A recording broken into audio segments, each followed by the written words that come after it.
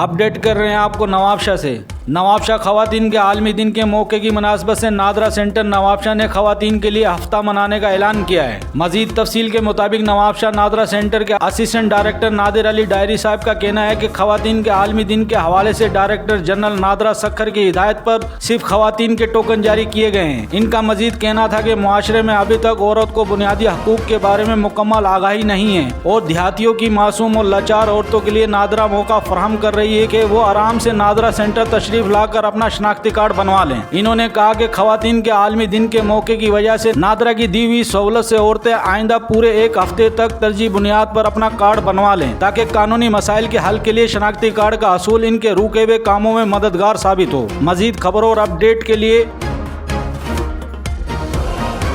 Visit करें हमारा YouTube channel HRJDO news.